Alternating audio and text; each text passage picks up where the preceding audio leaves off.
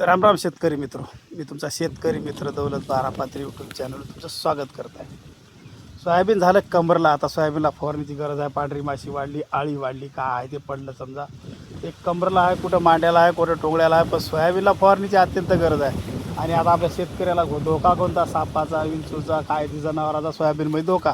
कारण कसं आहे, सोयाबीनमध्ये कोणतेही साप येऊन बसतात, परडे येऊन बसतात. ते गच आहे, त्याला नाही का हवा लागत नाही, माणसाला जाता येत नाही, माणसाला भीती वाटते, जीवाची भीती, सगळ्या गोष्टीला धोका.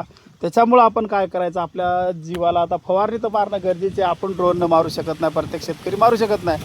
आपल्याकडं ड्रोन नाही, काही नाही. आता हे सगळ्या गोष्टी आपण पाठीवरचा पंप घेऊनच मारतो आणि करतो. आता मी काय संरक्षण केलं माहीत आहे का? आता बूट तर आणणं होईना वेळेवर. बूट जाऊ द्या, लंबे बूट झालेत, खांडकं व्हायची भीती. मग आपला हे साधा बूट तर पायातला डेलीचा. मग आता सोबतच त्याला हे असे पोते बांधले पायाला. हे बघा, तुम्हाला दाखवतो, आता खोटं वाटले बा. दोन्ही पायाला पोते बांधले, जेणेकरून आपल्याला जनावराचं संरक्षण झालं पाहिजे. आपल्याला कुठली कसली इजा झाली नाही पाहिजे. आता बिंदास घुसायचं, मध्ये घुसायचं, म्हणजे जरी धरलं तरी हेंड्रीला पायाला खालचा तर बूट आहे पायात, आपला जीव वाचला पाहिजे. जाऊ दे चुलीत तिकडं, पण सोयाबीनला फवारणी करता करता आपला जीव वाचला पाहिजे. हां.